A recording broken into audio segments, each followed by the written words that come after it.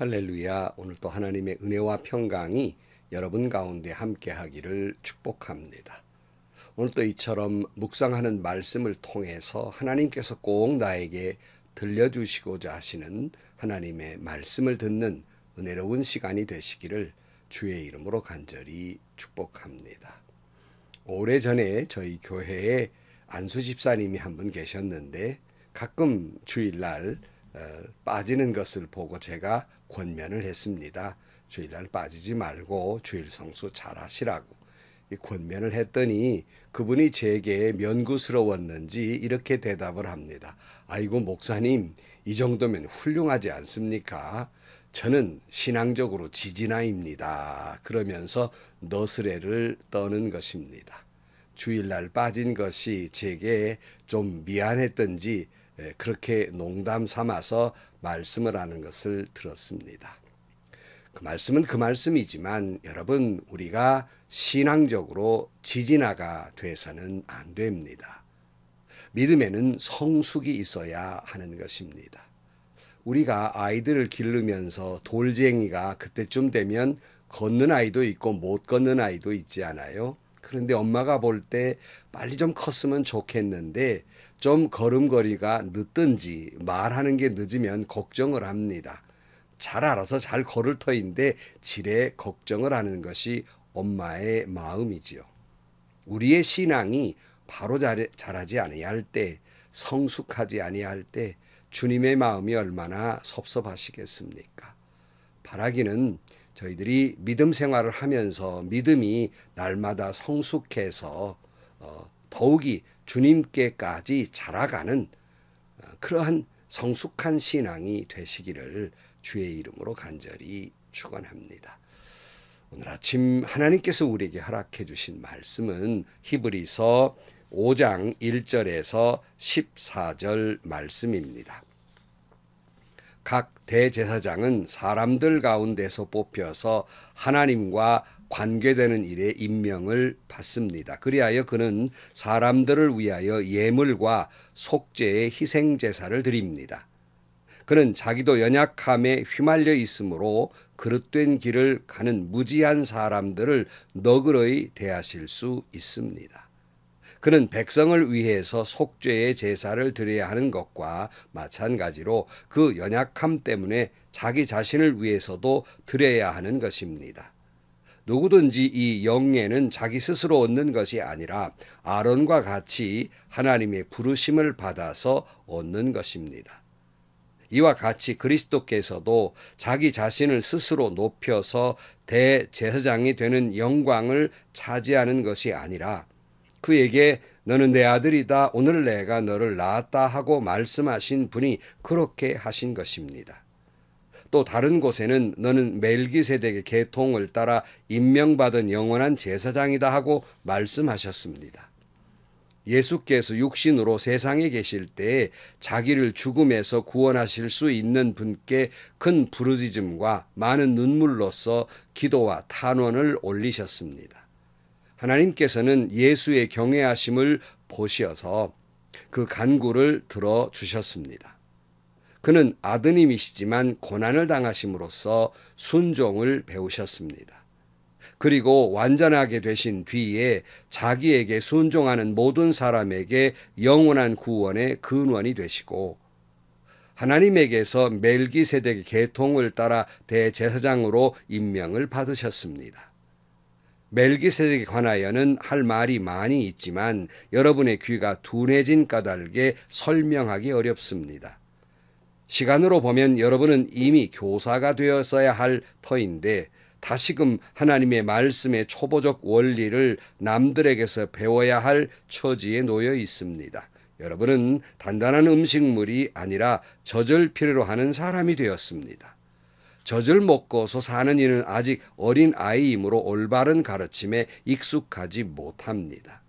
그러나 단단한 음식물은 장성한 사람들의 것입니다. 그들은 경험으로 선과 악을 분별하는 세련된 지각을 가지고 있는 사람들입니다. 아멘. 사랑하는 성도 여러분, 인간이라고 하는 건 참 연약한 존재예요.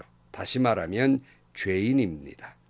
그런 우리가 살아가는 것은 대제사장 되신 예수님의 사랑과 용서와 긍휼과 은혜에 기대어 살아가시는 겁니다.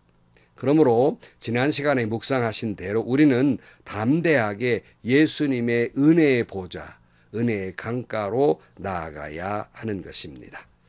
히브리서 기자는 계속해서 예수는 누구신가 주님을 소개하고 있는데 예수님을 대제사장 되신다 이렇게 소개하면서 도대체 대제사장이라는 존재는 어떤 존재인가를 설명하고 있습니다. 그래서 1절 말씀에 보면 각 대제사장은 사람들 가운데서 뽑혀서 하나님과 관계되는 일에 임명받으셨습니다. 그리하여 그는 사람들을 위하여 예물과 속죄의 희생 제사를 드립니다. 대제사장은 사람들 가운데 뽑아서 하나님을 섬기는 일로 임명받은 사람이다. 이렇게 말씀합니다. 대제사장의 직무는 하나님과 인간 사이의 중보자 되는 것입니다. 그래서 하나님을 향해서 인간을 위해서 예물을 드리고 속죄의 희생의 제사를 드리는 요즘 말로 말하면 예배를 드리는 존재다. 이렇게 말씀할 수 있습니다. 2절 말씀 그는 자기도 연약함에 휘말려 있으므로 그릇된 길을 가는 무지한 사람들을 너그러이 대하실 수 있습니다.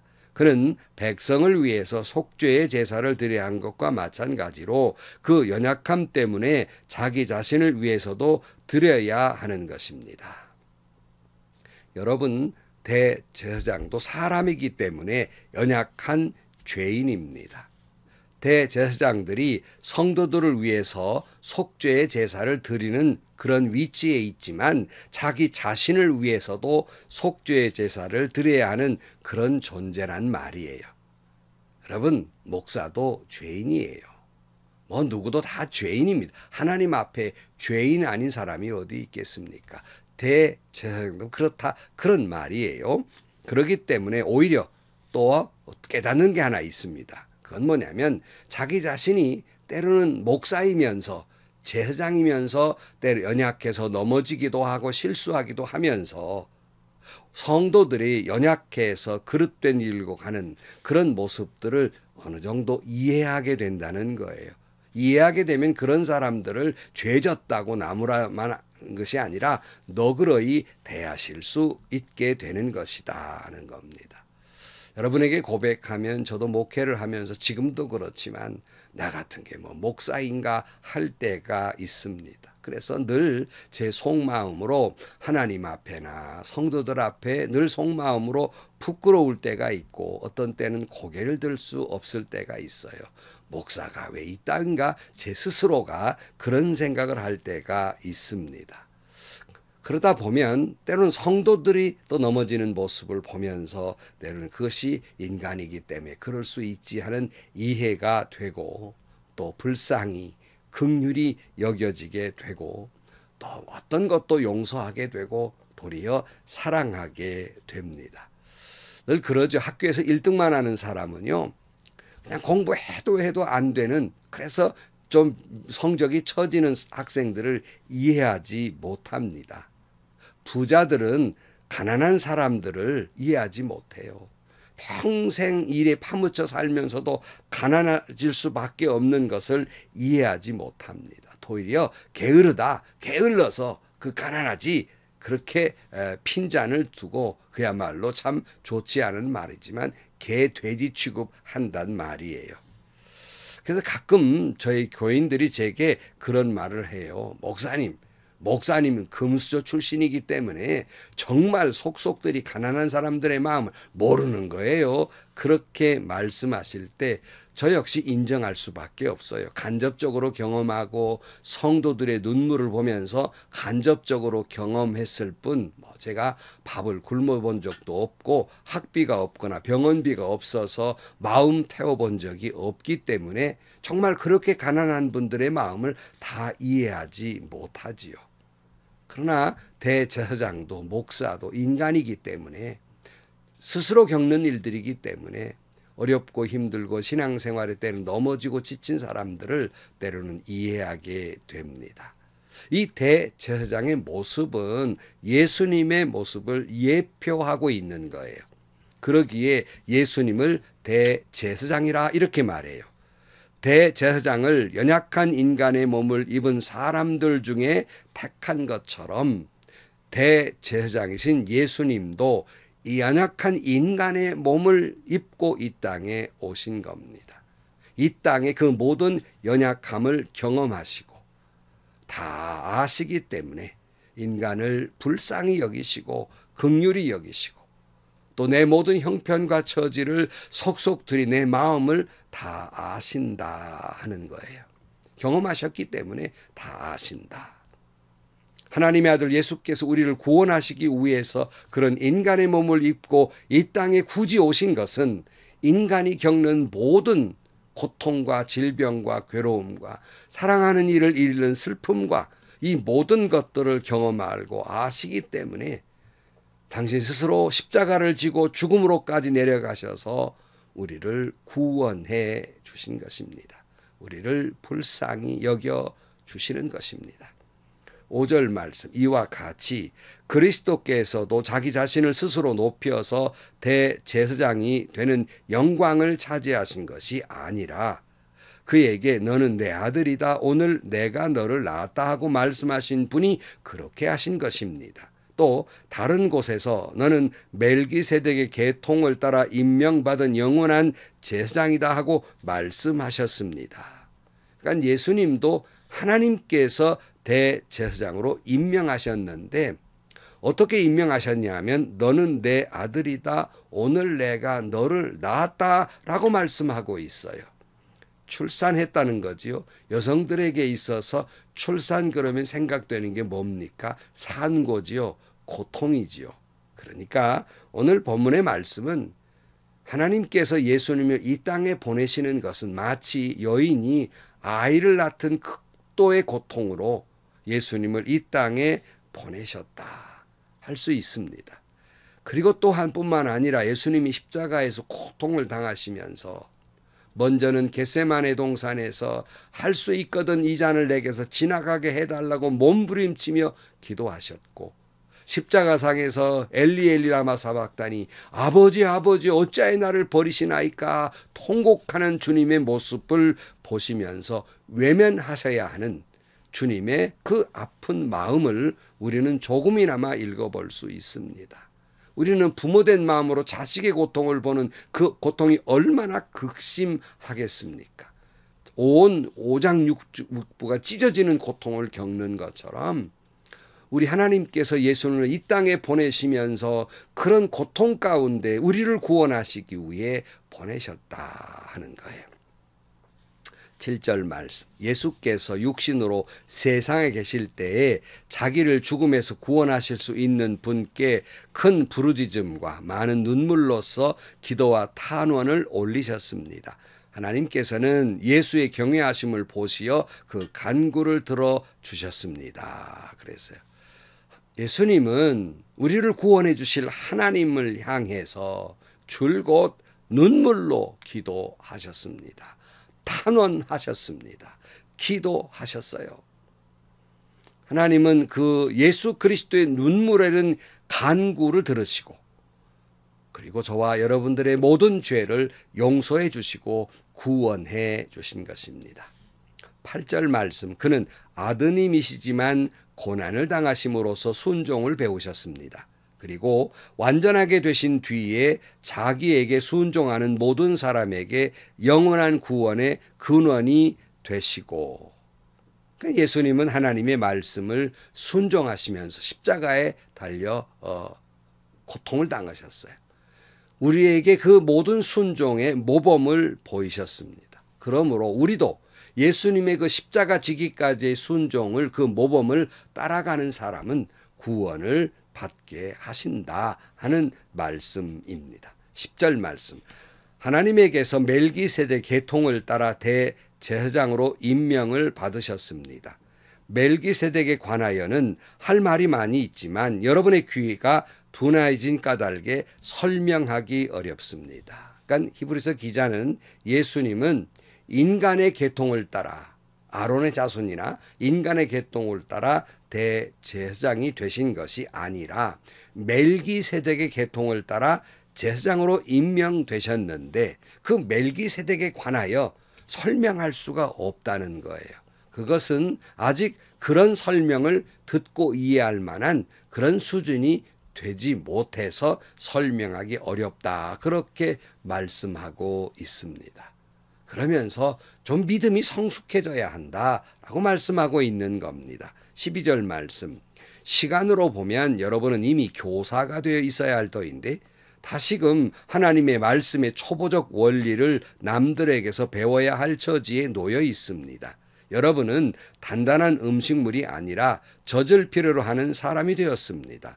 젖을 먹고서 사는 이는 아직 어린아이이므로 올바른 가르침에 익숙하지 못합니다. 그러나 단단한 음식물은 장성한 사람들의 것입니다. 그들은 경험으로 선과 악을 분별하는 세련된 지각을 가지고 있는 사람들입니다. 그래서요. 먼저 믿음이 성장해야 돼. 이미 신앙적으로 교사 정도 될 정도 되어야 하는데 아직도 그 믿음이 초보 수준, 어린 아이 수준에 머물러 있다. 성숙되지 못하다는 거예요. 오늘 또 신앙인들 가운데에서 믿음이 성숙하지 못하고 어린아이 수준, 믿음의 초보 수준에 머물러 있는 사람들이 많이 있습니다. 어른아이란 말이 있듯이 어른아이 신앙을 가지고 있는 분들이 많이 있어요. 그 말은 직분은 목사예요. 직분은 장로예요. 권사예요. 집사예요. 그런데 믿음과 그 신앙 인격은 초보 수준이에요. 꼭 어린애 같아요. 여러분, 목사님도 꼭 신앙 인격이 애 같은 분들이 있어요. 장로님들 가운데에도 꼭 그 신앙 인격이 어린애에 불과하고 막둥이처럼 구는 그런 장로님들이 있어요. 권사나 집사도 마찬가지입니다.